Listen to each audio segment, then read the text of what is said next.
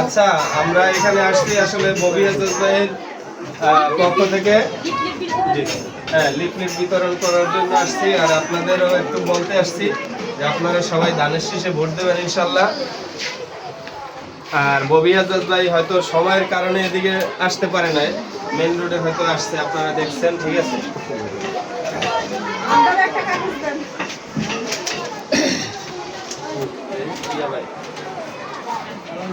ভাই এদিকে আসেন।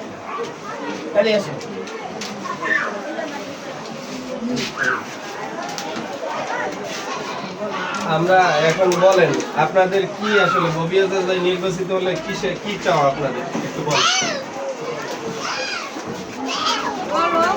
বলেন।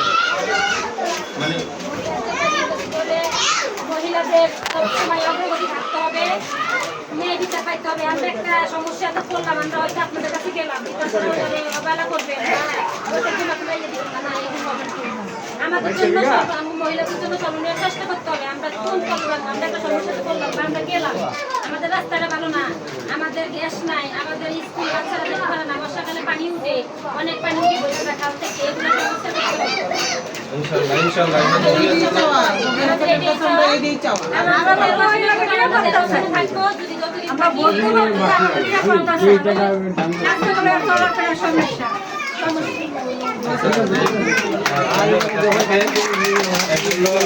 কথা বলার জন্য আসলে ববি হাসান ভাই আসতে পারে না, আপনাদের কথাগুলো আমরা ববি হাসান ভাইয়ের কাজ পর্যন্ত পৌঁছে দেবো ইনশাল্লাহ, চেষ্টা করবো, ঠিক আছে। অসংখ্য ধন্যবাদ আপনাকে।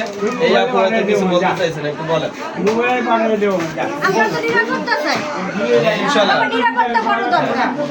আমরা বাচ্চা নিয়ে যে রাস্তায় বের হবো, বাইরে বের হতে পারি না, আমরা সন্তানের নিরাপত্তা চাই, আমাদের নিরাপত্তা চাই। আমরা দুই হাতে ভোট দিব। আচ্ছা, যাই হোক, এখন কথা হলো আমাদের ববি হাসান ভাই, তিনি আগেই বলছেন তার প্রথম কাজই হচ্ছে, এবং তারেক রহমানের প্রথম কাজ হচ্ছে দেশ থেকে সন্ত্রাস নির্মূল করা, ঠিক আছে। এটাই হলো তার প্রথম কাজ এবং এই বিষয়ে সে খুবই গুরুত্ব দিয়ে কাজ করবে ইনশাল্লাহ।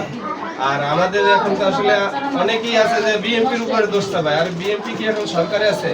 সরকার তো অন্য কেউ, সরকারে আছে এনসিপি, সরকার আছে জামাতের লোক, আমাদের বিএনপির লোক তো আর সরকারে নাই। তো সেই জিনিসটা আপনাদের বুঝতে হবে, এটা আসলে আপনাদের ভুল একটা মেসেজ দিচ্ছে সবাই, ঠিক আছে। এই মেসেজটা থেকে আপনারা অন্তত দূরে থাকবেন। ববি হাসান ভাইকে, তারেক রহমানকে ধানের শীষে ভোট দেবেন। আর আগামীকালকে তারেক রহমান শ্যামলী মাঠে আসবে, আপনারা সবাই ইনশাল্লাহ সেখানে থাকার চেষ্টা করবেন, ঠিক আছে। তারেক রহমানের জন্য দোয়া করবেন। সকলকে ধন্যবাদ। আপনাদের কাছে মেসেজ যখন আমরা টাইমটা শিডিউল পাবো, ওই টাইমটা দিয়ে দিন, ঠিক আছে। এখন ওর টাইমের শিডিউল হয় নাই, আচ্ছা